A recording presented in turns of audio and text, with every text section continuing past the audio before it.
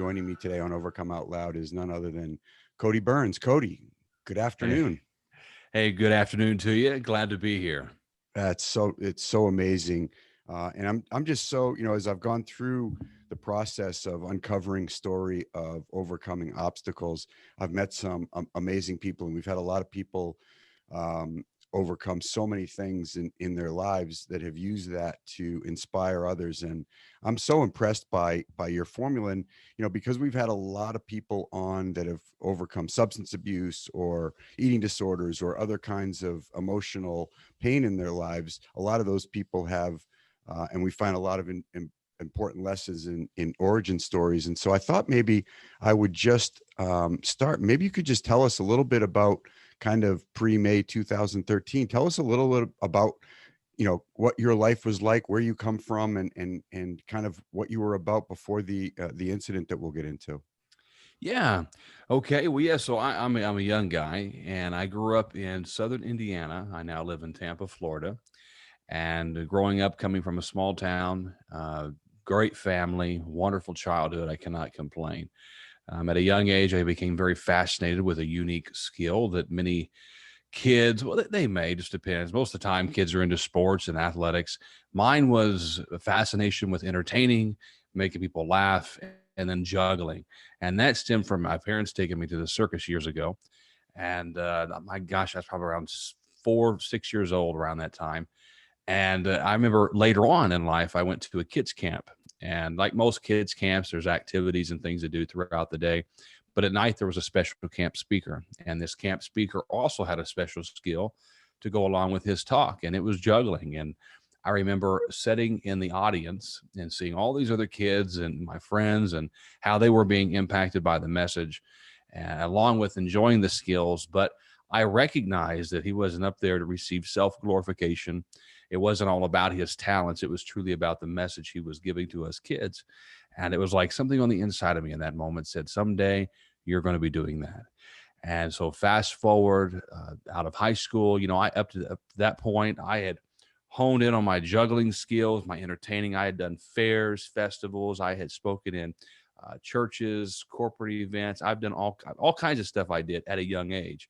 Then out of high school, I went to a program in Rockford, Illinois. I got some credentials, and then I came out of that, and then I became a children's pastor. And then, along with being a children's minister, I traveled the country and spoke at more conferences and events, kids camps. The list goes on. I also got to do a lot of secular events where I would fly out, do a show for a weekend with the juggling. I got to work with the show called Cirque Musica, some other circus shows, and it was just a blast. I had a lot of fun. But what was most important to me was the message that I was giving to people. It was never really about the skills. That was really just a way of breaking the ice. But I always wanted to give that message of hope. And I knew that someday it was going to be international. Although I didn't quite understand, how it would get there. But in May of 2013, actually, sorry, excuse me, in April of 2013, I had just gotten back from doing work in Cuba. And I was there for a couple of weeks. We was training leaders, working with children. And, things were really starting to take off for me. That vision that I always had, worldwide vision to give hope to people, to impact people. And then in May of 2013, my life would suddenly change as I knew it. You're kidding me. I mean, I want to pay respect to a little bit, which a lot of people struggle with finding their purpose and their passion. I mean, I know lots of kids that have been to circuses. I've been to lots of circuses. I know lots of kids that have been to sporting events. I know lots of kids that have been to music concerts. And I think what's really important to pull out of this piece of your life is the identification with something early on that led you to feel like there was a purpose or a mission that you were on. And you say that the performance or the special skill, was secondary to the giving of hope. But I think the lesson I pick out of that, Cody, is that, you got behind a set of behaviors that go along with developing this skill that you wanted to create, and you didn't know where it was going to take you. I think so many of us today get this kind of, I'll call it destination disease. It's like we want to get there, but we don't want to go through the process of what it takes to actually get there. And on the way there, if we stay consistent and if we follow that passion and feel that purpose, that so many other doors will open for us. And that's what's so amazing, leading up obviously to where your story is going to take this turn of having to really overcome some significant challenges. But even up till this point, the lesson of your life is, you didn't when you were at the circus, you didn't think pastor. When you were at the circus, you didn't think leadership training. When you were at this, you just knew that this skill, this interest that you had was something that you couldn't deny, and you didn't know where it was going to take you, but you wanted to pursue it with a passion and a guide and a direction towards achieving excellence. And that to me is really important. Oh, well, thank you for that. And it really is. I think we have passion, we have interest in for things, and it's for a reason. And whenever I was exposed to this guy, I mean, he was a juggler in a circus. I just thought that would be so cool to do. And I think everybody can relate to that special skill or talent they fall in love with as a child. But then when you just pick up something, it's amazing. It's a ripple effect. One thing will lead you off into another. And it's kind of just set me on that path, and it helped get me out of my comfort zone to where now I can speak in front of thousands of people, and it doesn't affect like the nerves. They're everything just kind of fades away. So it helped break me out of my shell, so to speak. But it started with that. Did you have And any did you have any did you have any naysayers? Did you have any because I could imagine that there were people that said, yeah, juggling is fun, but you got to get an education. Yeah, juggling looks fun, but that's not going to be a career for you. Yeah, juggling is fun, but you know how many people make it in juggling in this world? I mean, and I think sometimes, and the reason I bring this up is because I have a history and an experience with violent childhood trauma, and what I share with people about that is that the record, the tape, the computer imprint in my mind was put in there by my dad based on his words, his views, his behaviors. I like to say he wrote in the chapters of my life with his pen. I kept reading the pages he would write on, believing his version of my story and then living it. And it wasn't until I took the pen out of his hand and said, there's a different story here. And if I can start writing on the pages in my life and start living the life that I want to lead, then I can stop listening to his records and I can start playing my own. So and it's one of the most important things that I share with people about our belief system and how they do really influence our behaviors. And so I'm just curious, I guess is the best word to use, about how, that initial passion was either supported or not supported, and how you found your way through that. Because it's, I think it says a lot about your character. And I think a lot of what you overcame has to have something to do with the way that you pursued what would be, I think, considered to be a hobby or a little entertaining fun, or, like the kid that does a card trick and becomes David Blaine. It's, you don't know where things lead you. But did you have those kinds of naysayers? Did you have the other side of that as support? And can you just share with us a little bit about how that influenced you, Cody? Because I'm really yeah. curious about it.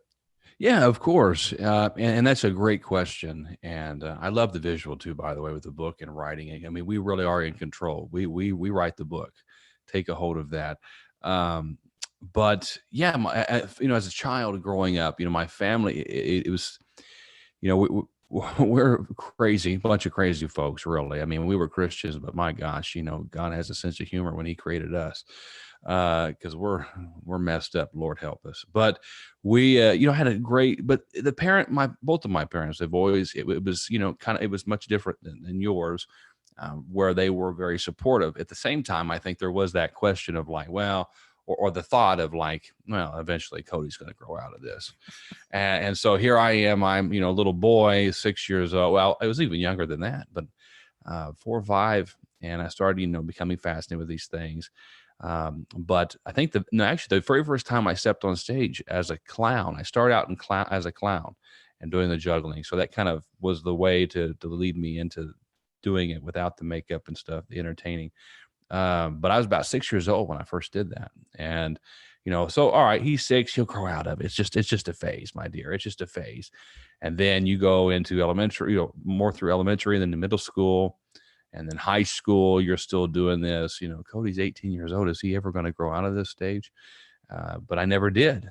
I never did. And I certainly had many of those people where I remember my friends, their parents would come up to me, they'd say, Cody, listen, you can't make a living doing that. And I thought, I'm going to do it. I'm going to do it some way, somehow. And, but obviously too, with growing up in the church, I always felt that my calling was more than just the juggling. And so even though I knew that the skills and stuff, I could make some money, but I knew that the message and everything was much more than that. And that drove me. But naturally, the transition of doing that in the church environment, and then also doing it from a motivational leadership.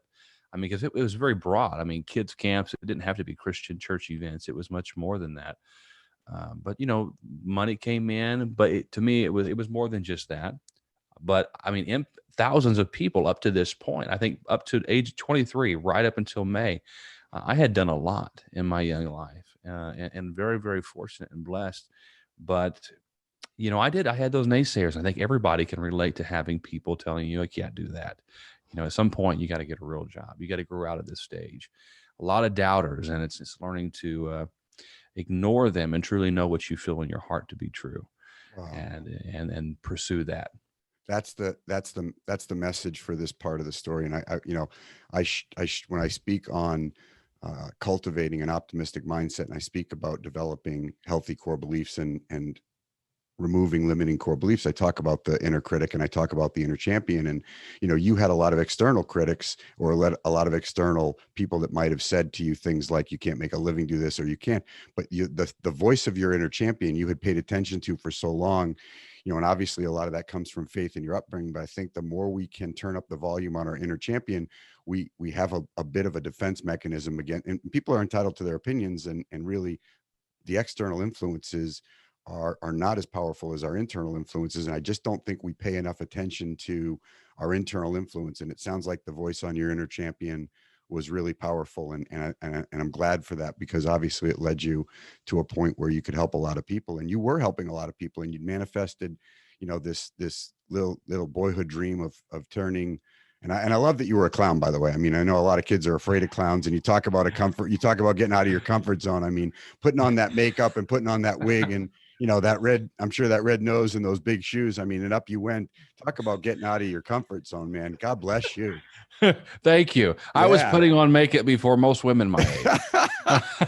I was already too experienced with my Mary Kay and Ashley subscription. I had my eyeliner down. Oh, Cody, that is so great. And so, and like many people, you're pursuing your dreams. Your plan is manifesting. The good Lord you believe in, and the faith that you have is leading you to inspire and help people. And it's May 13th, and there's no cloud on the horizon. Your life is progressing as you wish. And then tell us a little bit about the occurrence of May 13th, and how that changed your life.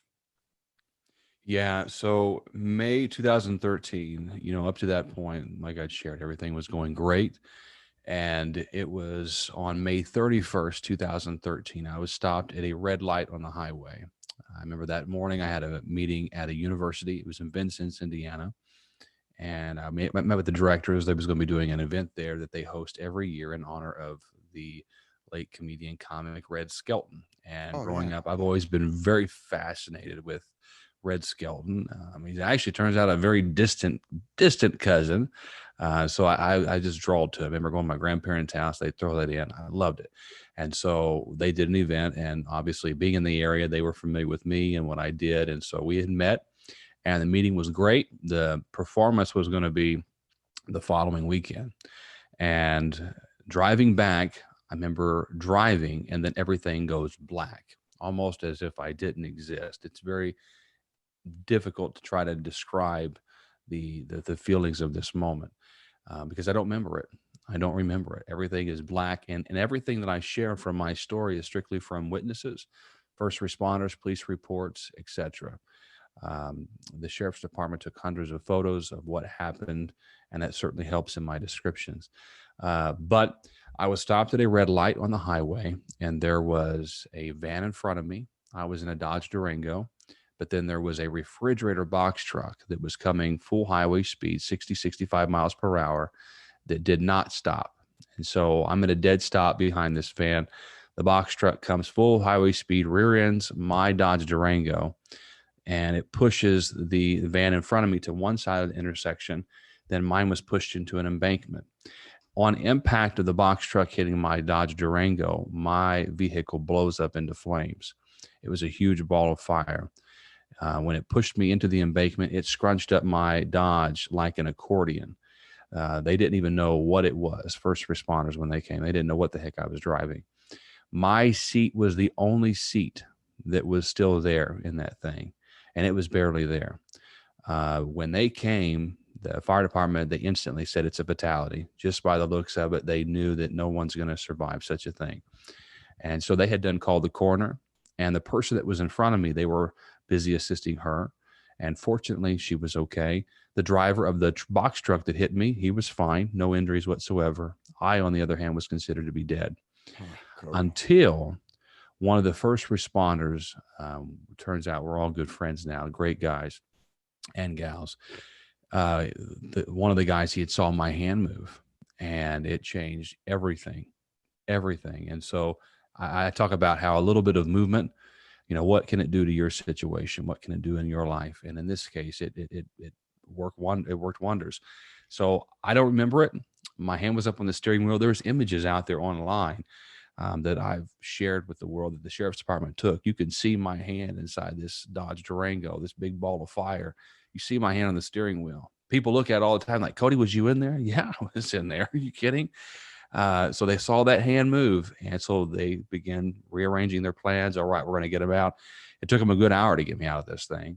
And they said I was talking to them. I told them who I was, where I worked, and I don't remember a thing. They put me on a stretcher. They life flighted me to a hospital in Evansville, Indiana, which is the southern part of the state. And then they redirected me to the burn unit instantly in Indianapolis, Indiana, where I was put into a full coma on life support for 3 weeks. I had severe burn injuries, 40% of my body severely burned. My face had second degree burns. Second degree does not scar.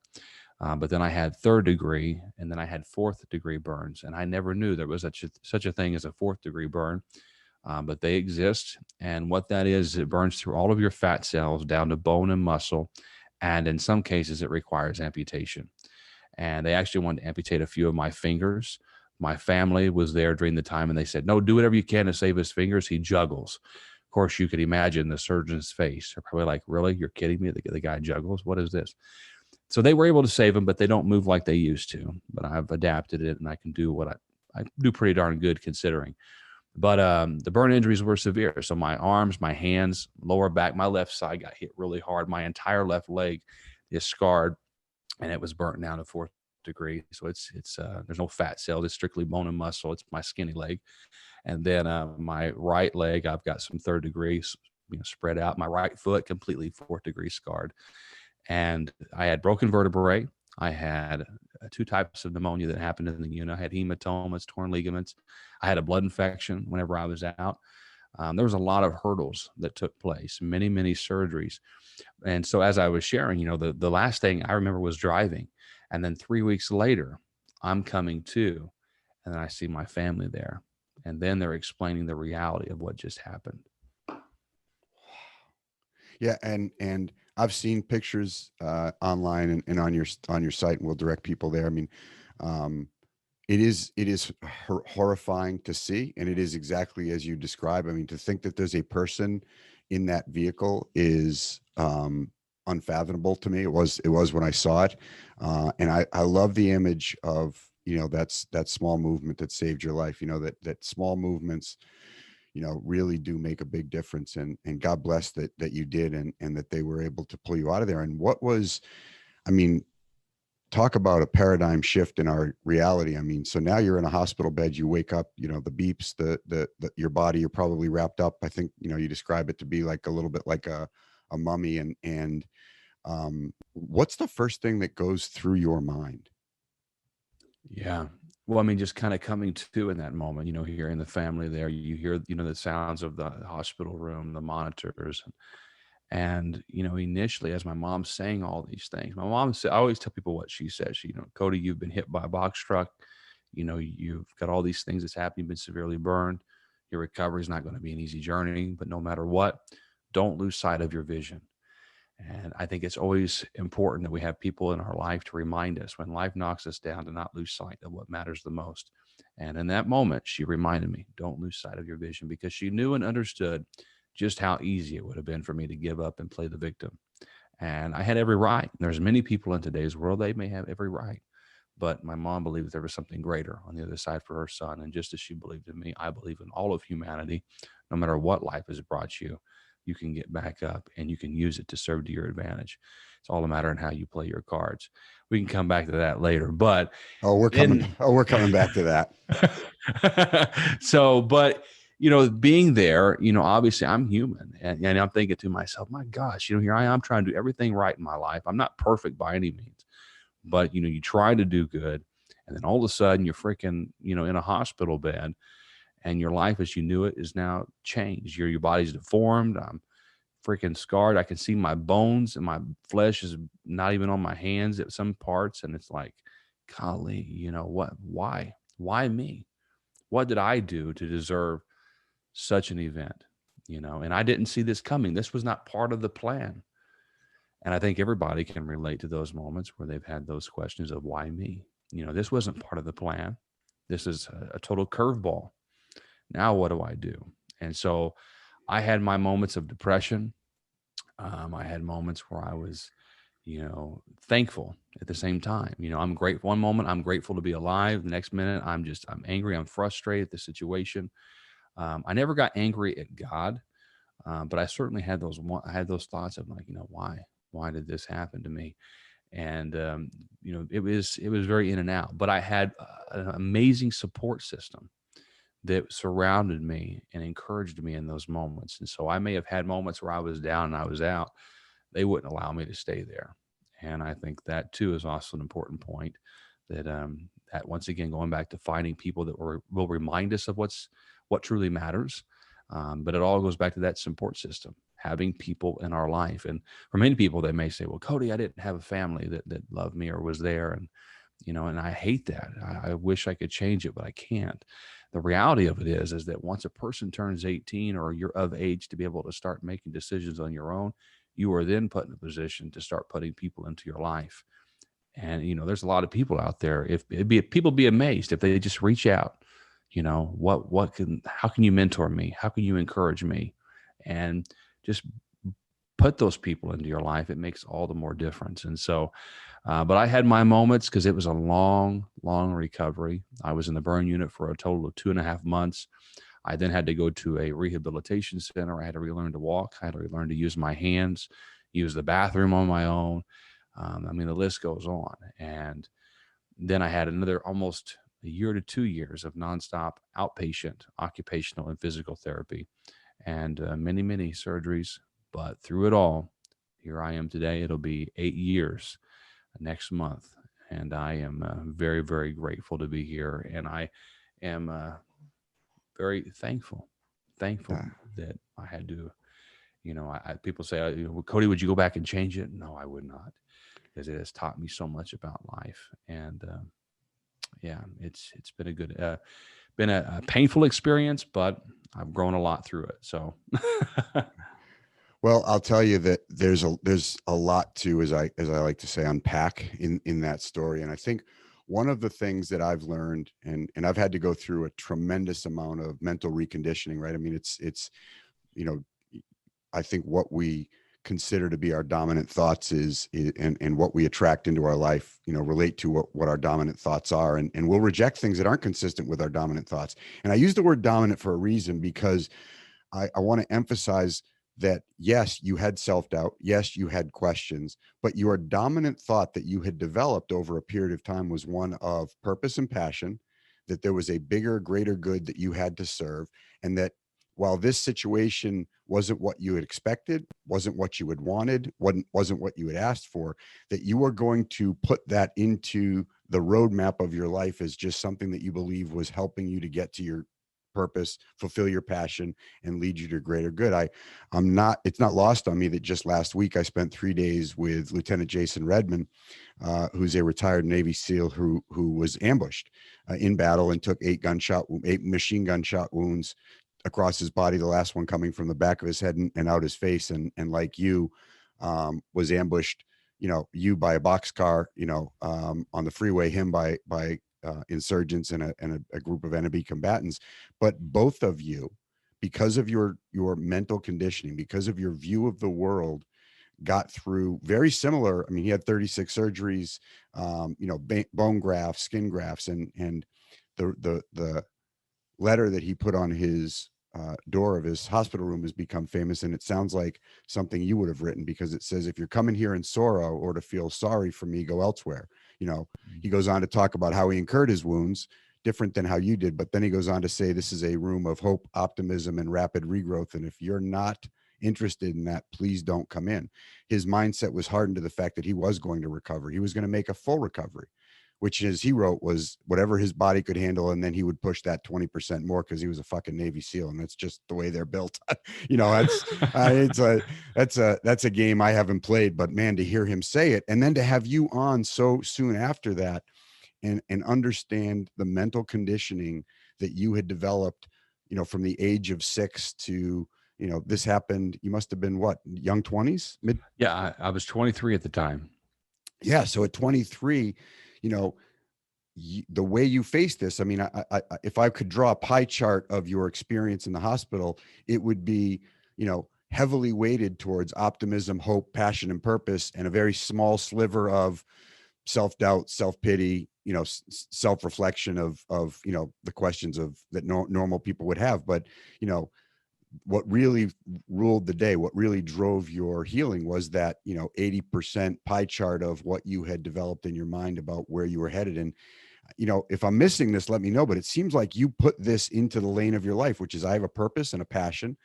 I'm going to figure out how the good Lord, or my higher power, or Jesus Christ, whatever I believe drives this universe, has a purpose for me.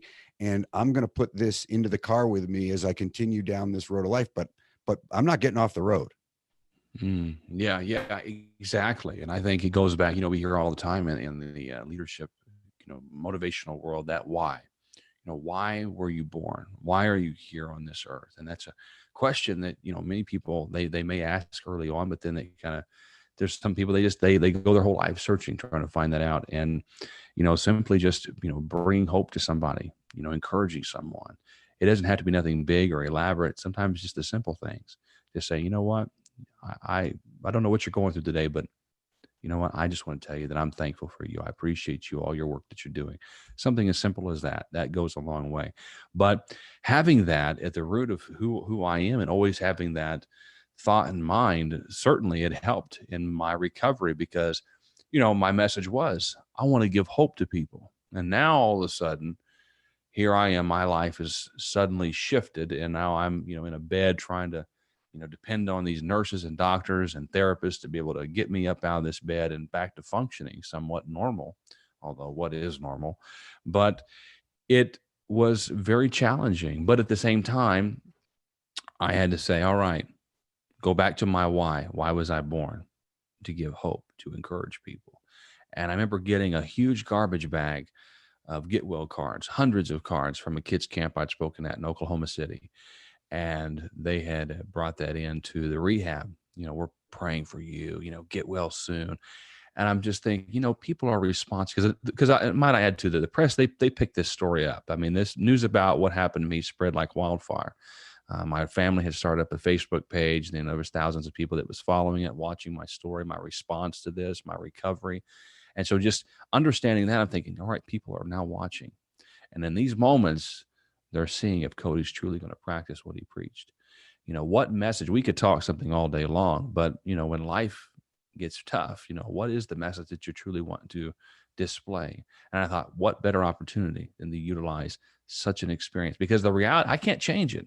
I thought, I think that's a big thing, is coming to understanding that no matter what, I cannot change what happened to me. I cannot change that my body has got scars, which I don't know. I've got scars on I can't change it. I can't take these things away. The only thing I can change is what I do today. And that mindset is very powerful. It's very healing because, what are you going to do? When life falls apart, what are you going to do with the pieces? And it all went for me. It went back to that why. Why was I born? I'm going to use this as an opportunity to further enhance the message that I've always wanted to give to people. What is that message? And that is message of hope. But at the same time, I tell people now it's helping people live free from the bonds of scars. This whole experience has opened up my eyes to, granted, I always knew there was hurting people, especially being in the church world, growing up, there's people that are hurting. They need help. But I think even more so now because I have the physical scars, but I can parallel that with the emotional. And your eyes are open because I certainly had my internal scars. I had a fight going through this experience, but it really shed light on the fact that there's so many people in today's world that are hurting, that have been scarred in some way, shape, or form. And my scars, I talk about the physical, I can easily hide my scars. Now, if I'm wearing a long sleeve shirt, long pants, you can't hardly tell I've been scarred. And people never know what I went through. At the same time, those eternal scars. There's people that walk around our everyday life. We have no idea what scars they're hiding, what scars they carry. We don't know their story. And the reality of it, we got to love them despite their past. And I thought, it with me, I don't like being pitied. And so with your friend, I kind of get that because I think sometimes that pity mindset, it will only limit you all the more, and granted, you can have a moment where you're down, you're out, but having people feel sorry for you, it can limit you in ways. And so it's like, no, I'm gonna get back up. I'm gonna move on from this. I'm gonna turn this thing around. I'm still gonna live my life. I remember going in the rehab. The nurse came in. She said, Cody, you're gonna have to walk out of this rehab with a walker. And I said, no, I'm not. I'm not gonna do. I'm gonna walk out of this thing with no walker, no wheelchair, or nothing. And she said, well, in order to do that, you got to be able to get up out of a flat bed because I was in an elevated hospital bed. They said, all right, well, lay this sucker down. I got up and I proved that nurse wrong. And boy, she ticked me off that day. But it motivated me because I was not going to be pitied. So here's the lesson, and I don't want this moment to get lost because, and I said this briefly a second ago. So there are external influences in the world, right? The outside world can influence us. We hear, read, see things that can influence us, but they have 1/10 the influence over us that we have over ourselves. And the self-talk, the self-visualization, and the language that we use and the influence that we have over ourselves is 10 times more powerful than the influence of external forces. It's been proven time and time again by brain mapping. And so when I say that and I hear an external influence like a nurse saying, you are going to have to walk out of here on a walker, that's an external influence. And did it have power? Sure. Did you take that in? Sure. But what you thought, felt, believed, and said had way more influence over your results in your life than that nurse. And I have just one follow-up question on that theory, which is, how did you exit the hospital? I walked out of there. Damn right you I, did. I had no walker, no wheelchair. I freaking walked out of that sucker. And I may have been gobbled up. I may have wore bandages, but I did it. I did it. Yeah, and I mean, I think it's just lost on people, and sometimes it's not even lost on them, but they don't know how to change that internal dialogue and that external verbalization of either negativity, positivity, or describing what we want. And I question, sometimes when people say things like that, because Jason Redman's doctor told him he'd never lift more than 50 pounds with the arm that got shot off by a machine gun or shot down to its tendons. It wasn't totally disconnected, but when he went on to deadlift 350 pounds before he encountered a little bit of a virus that he's been fighting. But he was on his way to deadlifting 50 pounds, and we wanted to take a picture and send it back to the doc and say, how about 10 times that 50 pounds, bro? Because you don't know who you're dealing with. But our external, the things that we verbalize, our self-talk and our internal influence is so powerful. And you just described that. And I think you exhibited that all through your healing. And I think that's an important lesson, that people really do be mindful. Our subconscious listens to our conscious mind. A lot of what we experience is because of what we tell ourselves, and then our ego wants to prove it's true. So, confirmation bias. If I said, "Oh, I'm not," it looks like it's a walker, then all of the healing, all the physical therapy would have been leading me to walk out of the hospital in a walker. And I want to acknowledge the power of your mental toughness. That's really what it is. The power of your verbalizing what you wanted to happen and not what the nurse wanted to happen, and how what you wanted to happen is actually what happened. And has that played out for you since, and because you had a long healing journey? It wasn't just walking out of the hospital. I know from several folks that have overcome major injuries, major diseases, and setbacks, and diagnosis in their lives, that you're no sicker the day you get the diagnosis than you are the before you had it. But the path out, the toll that it takes mentally on you. And I've talked to people that have been diagnosed with diabetes or cancer, or had major trauma that they've experienced and that have had to overcome physically. I mean, the mental game of recovery is almost as hard as the physical game, isn't it? Oh, absolutely. I think that's often the hardest. I mean, there's people that they're walking around, they're doing good, but they're still stuck with those emotional scars or wounds and ways they see themselves. Self talk is so important, and I think there's two. Just the other day, I was having a conversation with somebody. Where we come so focused, we want to be accepted by people. And I remember, having these scars and learning to love my scars in this story. It was hard, but then again, it's what made all the more difference in my recovery and getting me from point A to point B. And so we want to be accepted by others, but it boils down to just learning to accept yourself and who you are and owning it. And it played such a huge ripple effect in my life. And self talk, and we every day when we get up, I think it's always powerful if you can just, and it sounds cheesy, you hear it, but if you look in the mirror and you say, you know what, you are the man. You're going to go out there and you're going to take on the world. You're going to be able to accomplish your goals, your dreams. You're going to leave a legacy. You're going to impact people in a positive way. You are a champion. I like that. You are a champion. You are a world changer. And just believe that in yourself. Believe it. Know that you have what it takes. And don't allow other people, the way they see you, to change the way that you see yourself. Because so often the world puts labels on people. They'll do it in a heartbeat. It's a shame that they do. It really is. And it messes with people, because there are people that go their whole life told they'll never be able to do anything. They're worthless. They're meaningless. They're wounded. They're scarred. And because of those wounds and scars, and because of what other people did to them, they have to now learn to live with the ripple effect. And I think about, when in my case, the driver of the truck, he hit me. He was fine. He walked away from that thing, no injuries whatsoever.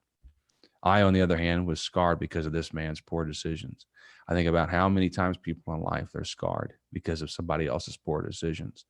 But it's learning to forgive. Forgiveness is powerful, and oftentimes, I would say, it's not for them; it's for you, to help you move on. Learn to forgive, because you matter to the world. You matter to the world, and yeah, yeah, I can rattle on, but Well, you're not rattling. And I look, I don't want to, miss the opportunity to go into that a little bit, because you use the word cheesy to describe what some people would consider turning up the volume on their inner champion. And I kind of find it comical in a way, because it's like, I'm going to listen to the voice of other people telling me I'm not good enough. I'm going to listen to the voice. To me, that's the cheesy. The cheesy is, I'm going to let people that I don't even know, or that don't know me, somehow take the pen out of my hand, or the story out of and I listen to them. Not good enough, won't do it, not worthy, not smart enough. I'm going to listen to them. Yet when I want to listen to myself and influence myself, people think it's conceited or cheesy. And again, I think it's important that we recognize the reality-based affirmations. I mean, look, I'm 55 years old. I don't get up in the mirror and say, I'm going to start at linebacker in the NFL. I mean, I know that that's a long distant path for me. I mean, I guess, I mean, I guess anything's possible, but I don't view that in the realm of possibilities, but I do believe that I can be the best human being that I can be today. I believe I can serve the purpose that I've set out for myself. I know what that is. I know how I want to go about it. And in the context of my own life, I can be the champion that I need to be today. And those are the things that I think we really need to get people more comfortable affirming to themselves. And thank you for sharing that, because I think people do feel a little cheesy. They feel a little, well, what's that going to do for me? And now that we understand how much influence it has, I mean, it was the difference between you listening to the nurse or walking out of the hospital. It was the difference between you continuing with your healing and not. It was the difference between you being a juggler or not. I mean, the difference of your influence over yourself, despite what anyone else might have been saying in this year, was really what's driven you to this point. And I can't thank you enough for sharing that with us, man. It's been so powerful. Oh, thank you very much, and I'm honored to do it. I mean, it goes back to that why. Why was I born? And I always tell people 4 steps. People can take this and they can write it down if they're open to it. But to getting back up after any trauma, uh, or whatever life may throw at you, there's EPIC, and E. It's an acronym, so the E stands for Embrace Challenges. Challenges will always present themselves at one level or another. And then there's the P, which is provide perspective. What are the lessons I can learn from this? How can I reframe my pain to serve to my advantage? And then there's the I, which is beginning to implement changes, implement those changes into your life. And then there's the C, celebrate. Celebrate your story. Celebrate the fact that you're here, that you're alive. You're here for a reason. And then out of that celebration, we're serving others. We're serving others. I think when we begin to look outside of ourselves and begin to serve others, man, life takes on a whole nother meaning. And you recognize that you're not alone. You're not alone. And encouraging other people and telling them you're not alone. You're not alone. That's powerful. Wow. Well, I'll write that down. And that is a great formula. And I love the way it ends because, being of service, being selflessly involved in another person's life is one of the greatest forms of human fulfillment that I've found. And this is coming from somebody that lived a pretty selfish, self-indulged life for a lot of years that led me to a lot of pain. And so I really appreciate that acronym. And, you know, having gone through all that, and would you hold up your hands so people can see this on you? I mean, this is the hands of my man here who is, come through this and is embracing those physical scars and helping us to heal our emotional scars, man. And I cannot wait to watch this journey you're on. Can you share with us a little bit about what you're doing now, how people can follow you? I know you started um, a foundation to help people that have suffered burn injuries like yourselves, and I love the sense of community and unity that provides, because we all do need to feel part of. And can you I'd love to just learn a little bit more about where people can follow you, find out more about you, and get involved in some of the things that you're doing. Oh, thank you so much for that. Yeah, and so they can follow me on my website, codyburns.com, CODYBYRNS.com. It's interesting that my last name is also Burns. It's how ironic and crazy is that? I was telling my fiance that this morning, and it's funny because, and obviously now getting to know you and seeing the confidence that you have and the embrace that you've had of your story, that, yeah, it's not lost on me. It's like, I'm going to interview Cody Byrns, who was burned over 40% of his body. I wish my last name wasn't Smith. I wish it was Super Bowl quarterback MVP, but it wasn't. That's awesome. Oh my gosh. I love you, dude. So yeah, so CodyBurns.com. Yeah, and so on there they can find out everything about me pretty much. I've got a book. I released it back in 2018. It's called Scar Release: Breaking Free of Yesterday's Troubles. It's me sharing my story, but out of that it's really just sharing the lessons and things that people can apply to their own life. I always tell people all the time, it's not about me, it's not about my story, it's about finding yourself in my story and through these experiences.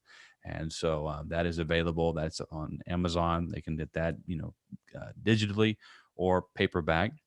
But they can find out that stuff on my website. Then also to the steps that I just mentioned, they can download those for free. I have a PDF the listeners can go to. It's epiclifegameplan.com. They go on there, they just put their name, email in, they can download all those steps and some more input that they can apply to their life. I'm also very active on my social media. I would say I do have Facebook, I do have Twitter, but the most common and most popular of today is Instagram. And so that Instagram, that is at the Cody Byrns. And so if they're interested, if they want to talk about anything, feel free to message me. My email is also info@codyburns.com. I'd love to talk and encourage you where you're at. Wow, what an amazing story. And from the second I hit you up and emailed you, and I think Mike Diamond introduced us a little while ago, and I got back to you, and we put this together. I was just so looking forward to having you overcome out loud. I mean, and you talked about it. So many people do suffer in silence, Cody. You know, behind the shield of our exterior, this exterior that we want to put out, that are people suffering in silence, and that's really the motivation and the inspiration for this podcast, is to overcome out loud, to give other people hope. So you and I couldn't be more perfectly aligned in what we're doing and how we're doing it. And I really, it's been a privilege to get to spend a few moments with you. I hope we can do this again. I hope things open up. I can come to Florida. You can teach me how to juggle. I would absolutely love that, and I appreciate you, my brother, everything that you're doing and you're providing to the world, and we certainly got to keep in contact. I know that I want to plan some more things with you, and certainly if you're in Tampa area, yeah, let's get together. And same way, I come. You're in California, right? Yeah, you bet. Westlake Village. Over. Yeah, right here, All right. close to LA. So I don't think this is the last time we'll see each other, for sure. Yeah, I love that. Hey, Be man. great. So have a great rest of your week. I got a lot of respect and love for you. Thanks for coming on. Oh, thank you very much. Appreciate it. See you, brother.